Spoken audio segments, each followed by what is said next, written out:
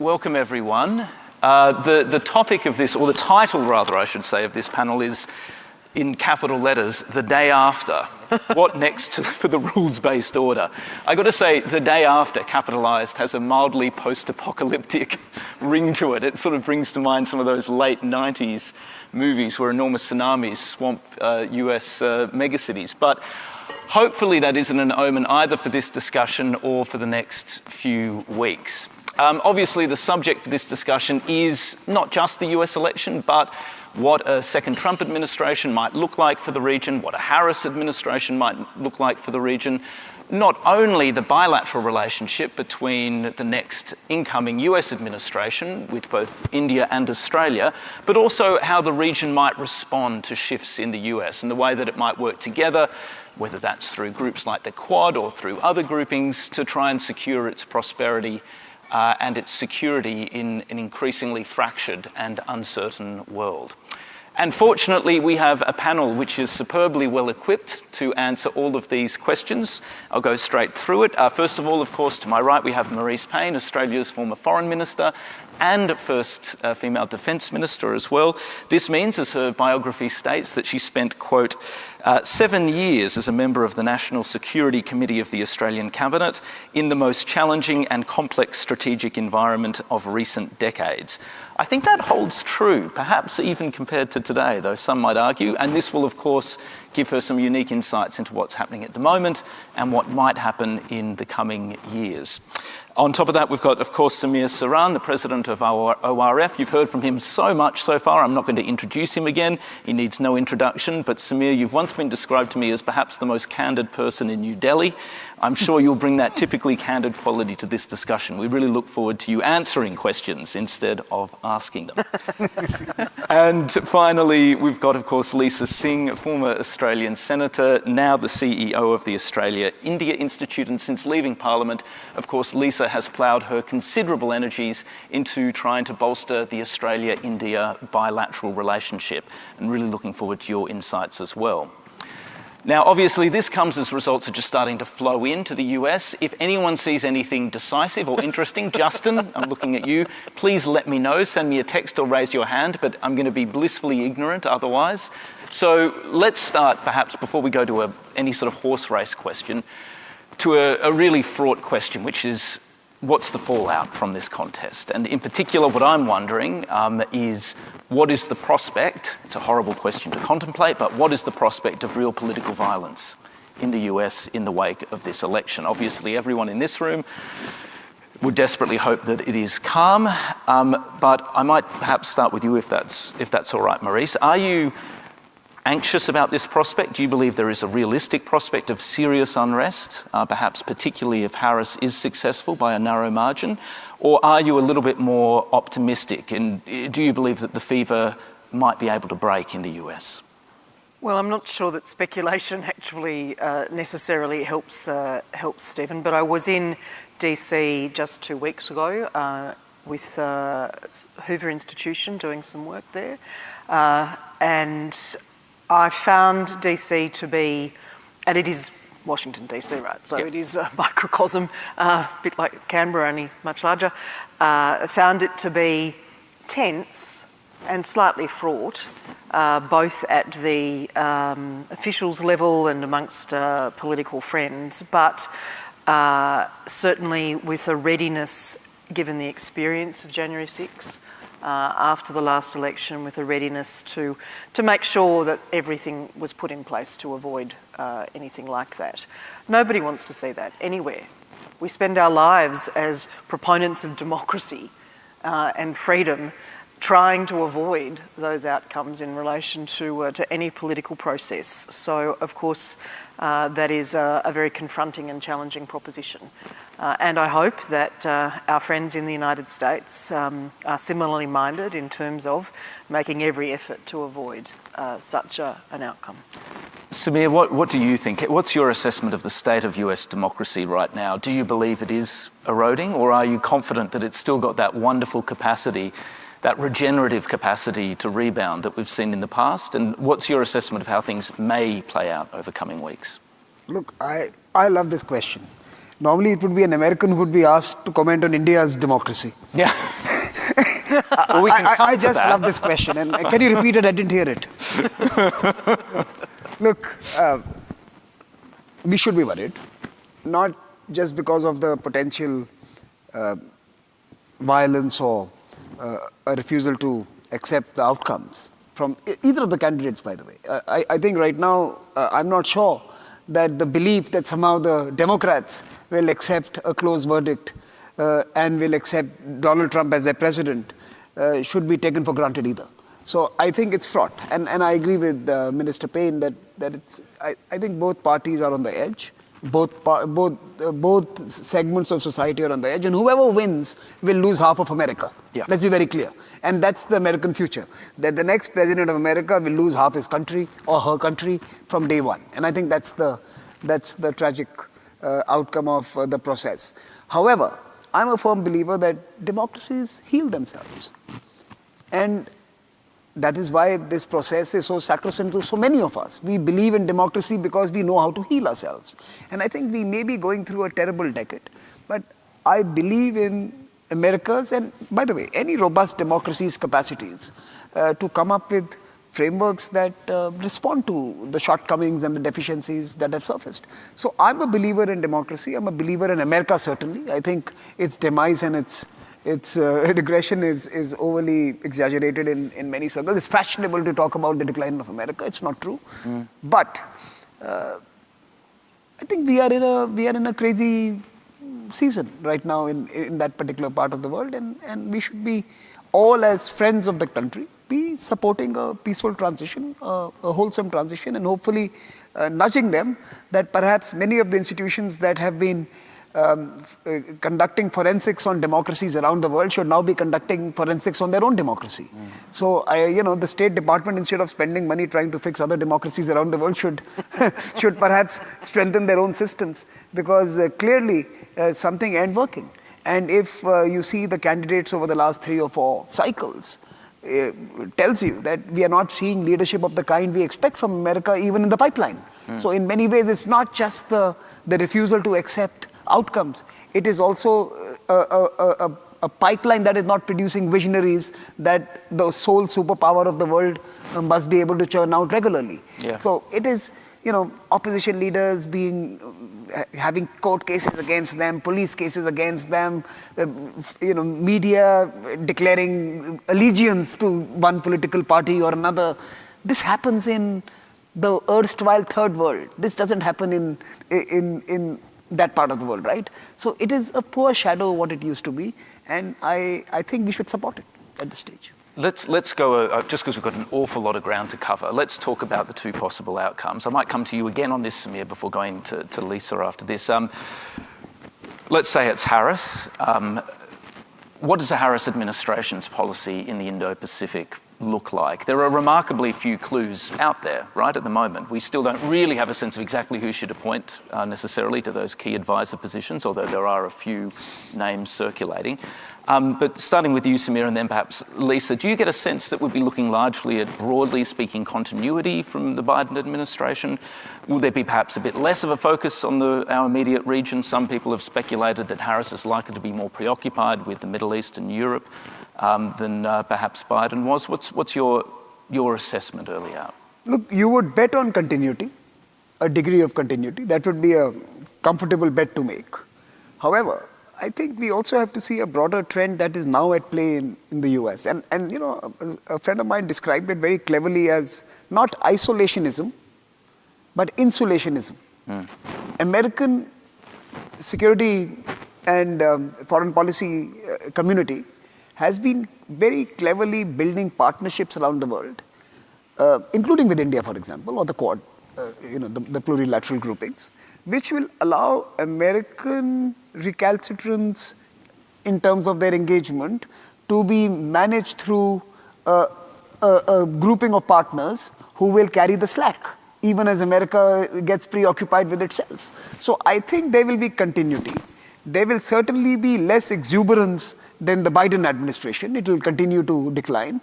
However, I think they will work through these quasi-alliances and partnerships, and of course, the former treaty partners like Australia, to pick up the slack. Harris will be continuity, but by the way, Trump will be the same. So I don't think Trump is going to be any different. It's just he's going to be more fun in his tweets.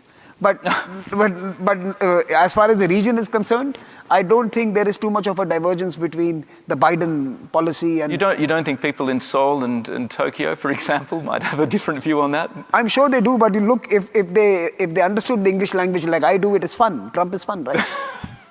He's entertainment, right? Foreign policy is a dark space today. Yeah. It's a really grey, dark space. Trump is light. Yeah. Look, I'm not I know you're not a voter, and I'm not. Yeah. I'm not endorsing Trump. So don't get me. Yeah. I think both will have very similar approaches. Trump is fun. Yeah. Lisa, what's your assessment of? I know it's a very difficult question, but do you think just more continuity than change if it is Harris? And do you agree with Samir? Trump is really nothing more than a slightly fun version of Harris. I got to say that is a novel argument that I haven't encountered yet. Well, it'd be very novel if I agree with Samir as well, I think. Yeah. But look, I think the answer to that question is what does Australia want out of that versus what is going to be the reality of it. So, of course, Australia wants a continued US presidency that is stabilising in our region. I think we get that under Harris. I think with Trump, there is a lot of unpredictability. We know that his sort of modus operandi is unilaterally focused rather than multilaterally. Therefore, a lot of the sort of groupings that exist currently that Australia engages with in this region with the US, are potentially up for change under a Trump presidency. And I think only, a Harris presidency continues that Biden administration, stable presence in our region. And things like, when we think of the Pacific, IPEF, for example, Fiji is at the table there. Now, if IPEF doesn't exist under Trump, then that is a huge concern for the Pacific Island nations and for, the growing economic potential of our region. Marise, I might come to you now. You've obviously dealt, as everyone would know, with senior members of the former Trump administration. Are there any observations you'd offer about life under Trump 2.0 and the best way for Australia to potentially deal with the second Trump administration? What do you think of Malcolm Turnbull's advice about standing up to a bully, for example? I'm pan-administration, that's how I describe myself. I started in the Obama administration, transitioned to the Trump administration, and then to the Biden administration. And I think in relation to continuity, I tend to agree with Samir on that. We shouldn't forget that the Biden administration in recent years has, of course, launched their Indo-Pacific strategy. They have signed the defence arrangement with Papua New Guinea. They have increased their defence participation with the Philippines. Vice President Harris herself chaired, I think, or convened the US-Japan-Philippine trilateral summit. So they are... I refreshed my memory for today's conversation, and I think that it's important not to forget those aspects of the Biden administration's work, particularly given the heavy lifting that they have been doing in other parts of the world, whether that be the Middle East or the Ukraine context. So I think, Stephen, that personnel, no matter who is elected this week, personnel will matter extraordinarily. And you said that there are names out there, and that's true. There are on both sides ideas being thrown around. On the Trump side, some of those are already familiar to Australia. On the Harris side, there's less familiarity, but they are sound propositions, and they will be very important people. And we have found that through both the first Trump administration and, frankly, into the Biden administration. One of the reasons why the personnel have been so important for our relationships in the Biden administration is because the President has been doing so much of the heavy lifting, the Secretary of State particularly, in terms of the current conflicts that they are dealing with in the Middle East and in Ukraine.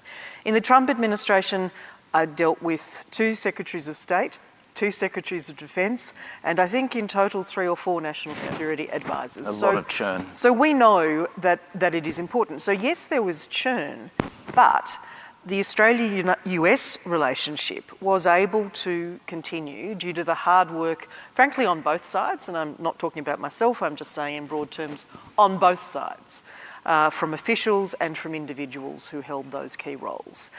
We must be head down, tail up, on that again as soon as there is an outcome on either side. I remember in 2016, great advice from my then Secretary in the Department of Defence, Dennis Richardson. In about October, he said, Marise, probably said minister because he was very formal, we are going to Washington, DC. We are going to walk both sides of the aisle. You can't have a better tour guide than the former ambassador to the United States for Australia and departmental head.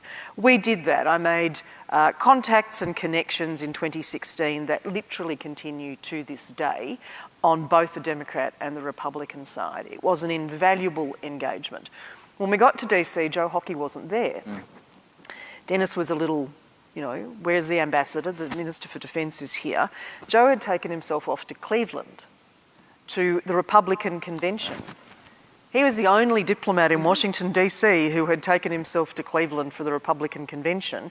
And then, because the rest of the tale is that the Republicans were elected, he had connections that many others didn't. Very interesting period. Yeah, that is interesting. Just before I go to the India relationship, I'd like Lisa and Samir on both of these. What's your assessment about the fate of AUKUS under Trump? Obviously, there have been some assurances that have been given from some people within his orbit. We've got seemingly a favourable assessment from Vance. Meetings that apparently Penny Wong had with Pompeo seem to be positive signals out of that. But, of course, Trump is notoriously fickle. Do you think there is a prospect of Trump tearing it up just because he's in the mood to do so? Or do you think that the institutional support and bipartisan congressional support for AUKUS should be enough to carry it through?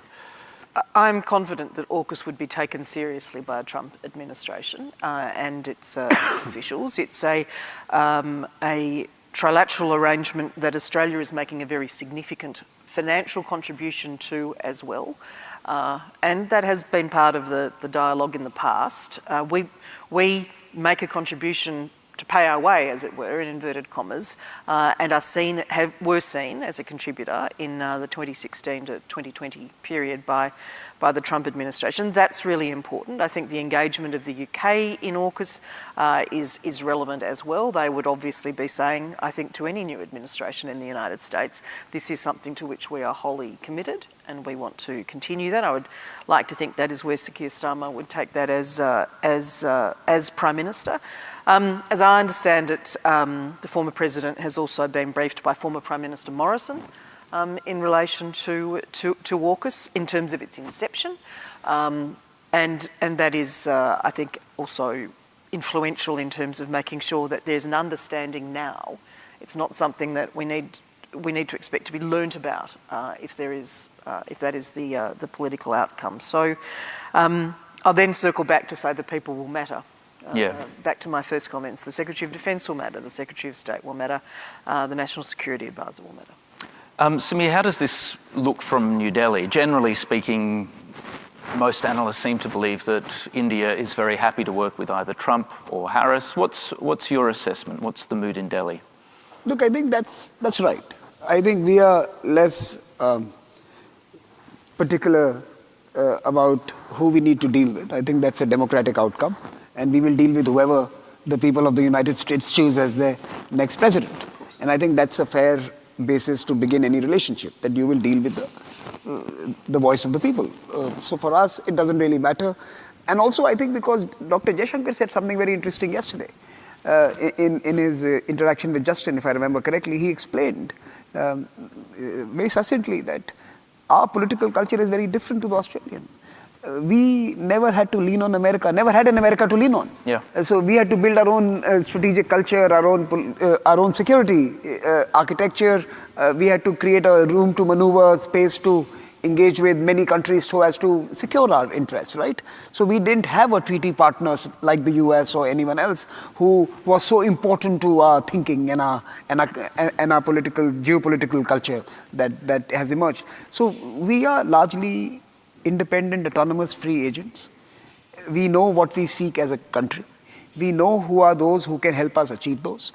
And we will partner with exactly those actors, right? So Australia and India have made these dramatic and transformational leaps to their bilateral relationship simply because both of us have reached the conclusion, domestic conclusion, that our partnership is useful for each other. right? So we see the US relationship no differently. For us, we have to work with the US irrespective of who's in the White House, because we have 4 or 5 areas of convergence where we would complement and benefit from that relationship. So, yes, Trump may be, more melodramatic, but in India we have Bollywood, right? We like melodrama. So it's not a bad thing being melodramatic, right? So I mean, Fabulous metaphor. so the point here is that yes, there are different strokes, different folks, and we need to deal with them. And you're right. Thanks, Samir. Lisa, let's talk a little bit about the Quad. Obviously, the Quad prospered under Trump 1.0. I think Dr. Jaishankar mentioned this yesterday in either the press conference or his remarks when he was asked, would Trump tear up the Quad? And he said, well, no, probably not, given it was elevated again under the Trump administration. The first in-person meeting. And then some meetings as well during COVID when almost no other you'll correct me if I'm wrong, there were very few face-to-face meetings. They were hard to do, but we did them. Yeah, I can only imagine. But Lisa, what's your assessment? Do you think that groups like the Quad, even as perhaps traditional alliance relationships like the US-Korea relationship, the US-Japan relationship become under strain, become more transactional, that small groups like the Quad could prosper again under Trump 2.0? Yeah, I think you will see a continuation, whether it's under Trump 2.0 or Harris, of the Quad continuing to stay and be that real anchor of, I think, as Jaishankar calls it, public goods delivery in our region. But it's more the makeup of those public goods. As we know, the Quad has become quite broad in its delivery of various, policy focus areas and working groups. If there's one I could pick out of its current work agenda that could be under threat under Trump 2.0, it's climate change. Yeah. We know that, Trump has called climate change a scam. So in terms of the Quad's, work agenda, I think that could change under Trump 2.0. But as you say, it got strengthened under Trump. Biden has gone further with that, with the Leaders Summit. So that is a good thing. I think, though, overall, picking up on what Samir said about the India-US relationship under Trump, I think under either Trump or Harris, India's ambivalent. US, however, really sees India as pivotal to its ongoing counterbalance to China. So I think whether it's Harris or Trump, India will continue to be in the purview of the US as needing to be a really strong relationship. Similarly for Australia, we have that ongoing, very old alliance with the US that I cannot see ever changing under Trump or Harris. So there's some real anchors there for both Australia and India, and of course both of us playing out therefore through the Quad. So that may make the Australia-India relationship even more crucial in terms of the work agenda that is delivered through the Quad if Trump 2.0 is a reality and, he continues to push away from the climate change agenda as he did under his last presidency, ripping up, the Paris Agreement and pulling out of various other multilateral activities. And that has real implications for the Pacific. We had a panel here yesterday with 2 leaders from Tonga and Fiji that made it very clear that this is the existential threat of this region and for them in their lifetime, in their current lifetime, not even their grandparents, their grandchildren. So, that is a real concern, and I think something where Japan and Australia and India need to really step up in a leadership sense if Trump does become elected. Yeah, I just might press on that because it's a good question. Trump's attitudes on climate change and his actions are very well known. There are 2 schools of thought. Some say, some climate analysts say that if Trump wins, then it's, I think as one said, that's game over for for serious global action on climate change. Others disagree. They think the sheer weight of capital now behind the green transition, as well as the fact that there's strong support throughout parts of Congress for the Inflation Reduction Act and all of means that Trump might dent climate action but won't seriously derail it. I know none of you are sort of specialists in this field, but any reflections on which of those views might hold true? To use your words, Stephen, the sheer impetus that is underway, I think, is difficult to stop and should not be stopped, don't get me wrong. And so the weight that is behind that from other global leaders, India, the UK, Japan, South Korea, Australia, in this government, that is essential for that. I think I have a personal observation to make about the effectiveness of the United Nations currently on these issues. I think that there is a lack of outcomes, if I may say politely, there, but hopefully the drive that is, embedded in our nations, particularly in this region, and of course across Africa. Kamala Harris has had an interest in Africa in the past. Of course, across Africa and Europe will continue strongly. Stephen, I was very quickly on this. Yeah. I think we exaggerate Trump's impact on climate action, and we give a free pass to Biden administration on climate action. The reality is, what the gentlemen yesterday evening were saying to all of us is that the crucial finance that they require for saving their islands and for protecting their current existence has not been delivered to them. Less than 3% of global climate finance has gone to the developing world if you remove China from it. Yeah. Right? Less than 3%. 92% of all private investments in climate remain in the home country, which basically means if 2/3 of future emissions are going to come from the emerging and developing countries, those emissions are not likely to be green unless green finance moves there. It's simple maths. If 2/3 of emissions have to be abated, 2/3 of climate finance needs to be deployed to the emerging and developing countries. So if half of future climate disasters are going to occur in the islands and in the weak and vulnerable countries, adaptation needs to be on steroids. Adaptation funds, climate change is not a future challenge, it is a current challenge. And if we believe in the science, unlike Trump, then climate adaptation fund has to be much bigger, because that science is now playing out in real time, right? And any administration that ignores adaptation has been given a free pass if they've not been castigated for it. Yeah, problems, and Biden administration has been guilty of presiding over 4 years of minimal advancement of climate finance when it comes to the developing, vulnerable and emerging economies. Structural problems, of course, too, in some of those multilateral institutions, which Marise. But sorry, Lisa, you wanted to make a Well, I point. think that the irony here is that Samir is right. There's been too much focus domestically, say in the US, for example, being such a high emitter, and part of the cause of why the poor Pacific Island nations are facing this existential crisis. The irony here is that, you have a billionaire in the United States, in Elon Musk, who recognises that, can't continue to rely on fossil fuels, and created, one of the best EV vehicles, Supporting Trump.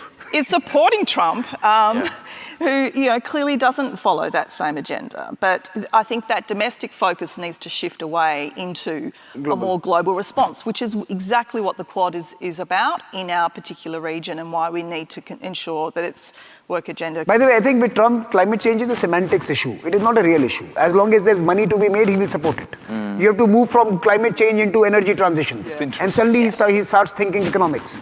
So it's a semantics Well, the issue. economics have been playing through Republican states as well, right? Correct. People Like Elon Musk, All right. for example. We've only got a short amount of time. And Justin, are there any updates at all that I should be aware of?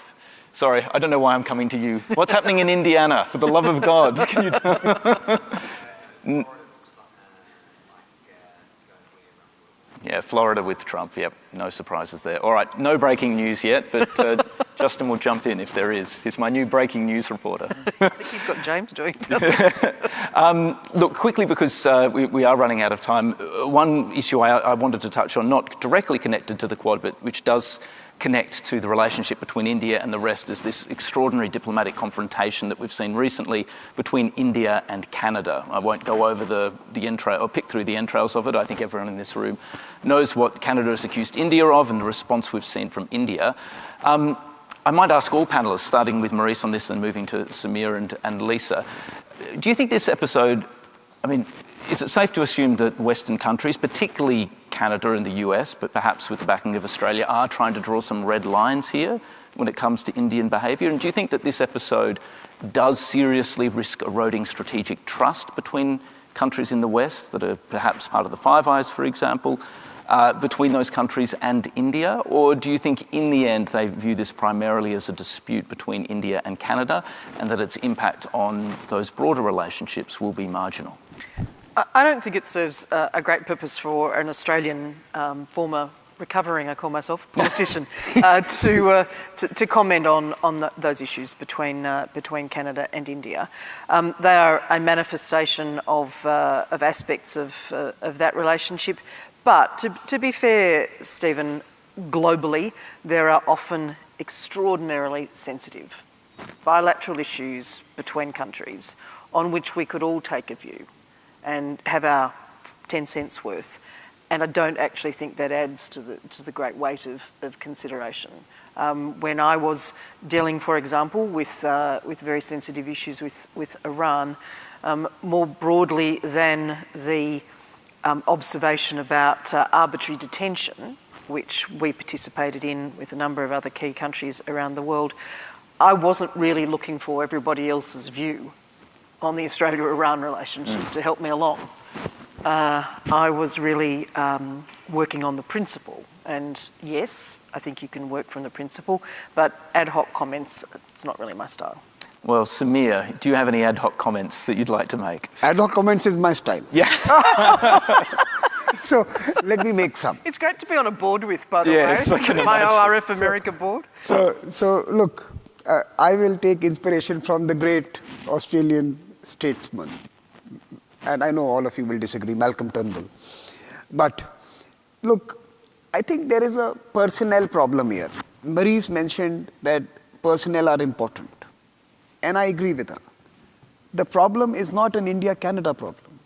The problem is that there is a little boy as Prime Minister who's running a country that requires now a real leader. It's a personnel problem. And Malcolm Turnbull, which you actually, by the way, thank you for... I shouldn't have told you this You shouldn't have story. told me that. Oh. But I quickly Googled and found that very interesting paragraph, and he asked a serious question to the great Prime Minister of Canada, and the response was, how do you like the color of my socks? And I think that is precisely where our relationship is. That when we were having serious conversations, the Prime Minister of Canada was doing a beauty parade in India 6 years ago. When this issue should have been nipped in the bud, he was more worried about his attire every second hour of the day that he was changing than discussing serious critical questions. Now, let's come to the core issue here. You're right that these matters have implications. But I would just argue that around the same time, you have a similar conversation underway between the US and India.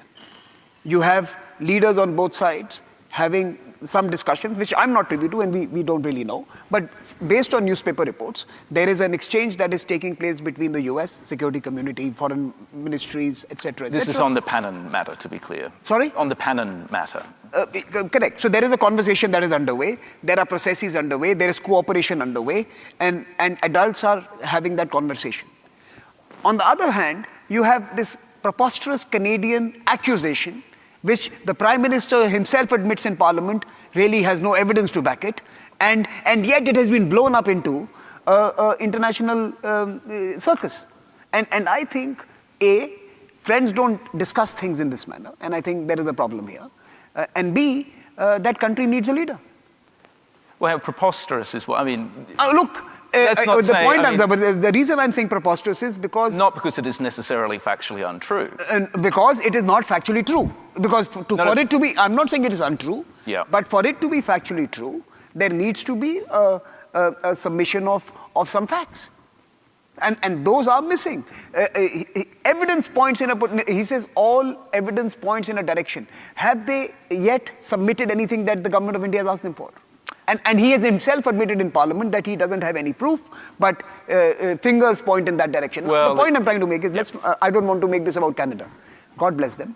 But listen, they have imported criminality. They have imported a vestigial struggle from some place which does not exist in the original country. If they want to own that struggle and make it theirs, God bless them. They can import, and by the way, I think I found it in some sense also ironic that a country that is now engaging and in many ways has its politics embedded into struggles and petty identity politics that have been imported from other parts of the world. And by the way, it's not only from India. They have these small cohorts that define the future of their elections from different parts of the world, and they play petty politics with each one of them. That is not a Western power. It is a third world power. You know, where they have to suspend a cop because he was promoting violence against a particular group just a couple of days ago.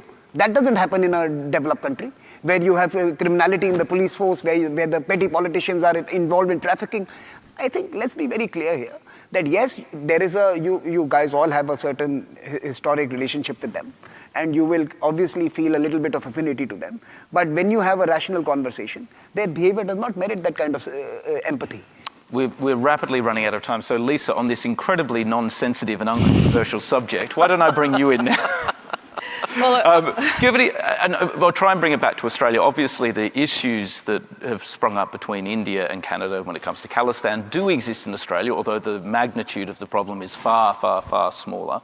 But, I mean, do you think that this can be deftly managed by both sides when it comes to the Australia-India relationship, or does it pose a threat over time of perhaps undermining that bilateral relationship as it has in Canada?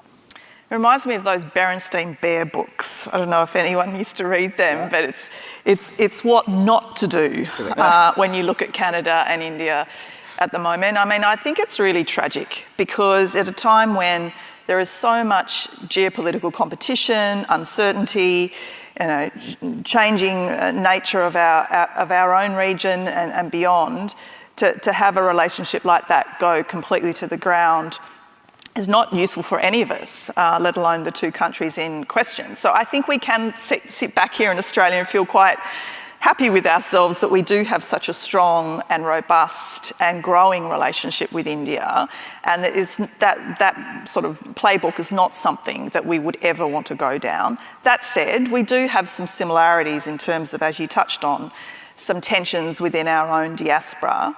And, I think our foreign minister has made it very clear that, this is a country where you have the right to peacefully protest, but when it becomes violent, then that is not the values and the sorts of activities that we stand for in this country. And there has been a little bit of that, and I would hope that that doesn't continue. We really do need to ensure that voices can be heard where there's differences, but that it's done peacefully, and that our diaspora, as diverse as it is when it comes to our Indian diaspora, can at least feel that this is a country that they can feel peacefully engaging in a way that is not going to play out the way it has in Canada. All right. I've gone on too long. I've left not enough time for questions. Apologies all, but we probably have time for at least one or two if I've got the nod from up high. Good, thanks. Does anyone have any questions for either or any of our panellists? Looks like we're going to get off lightly. We're going to get off lightly? Everyone wants lunch. Well, I think David is there. I can see. I was going to say one thing. Oh, yeah, do you want to say before the question? No. Thanks, Stephen. I thought we had to have at least one question for such a compelling panel, so thank you all for your frankness and your remarks. But if I may say, I felt you were all rather sanguine on the prospects of a second Trump administration and the consequences that would have for both America and the world. So, Marise, as you said, that a lot of the crucial positions are actually below the president. It's the secretaries, it's the national security advisor, and so on. Now, while we may say, perhaps somewhat cheekily, that Trump is melodramatic and fun, I'm not sure I'd apply that language to many of the people that are being suggested will be his secretaries of state and defense and national security advisor and so on. So, what do we think of the consequences of these potential appointments as, you might say, independent power centres within a second Trump administration and their consequences for policy making and how it might affect Australia and the Indo-Pacific? Marise? So I'm not sure that sanguine is the word that I would use. You have to be realistic. You have to take what comes your way, as both Samir and Lisa have said.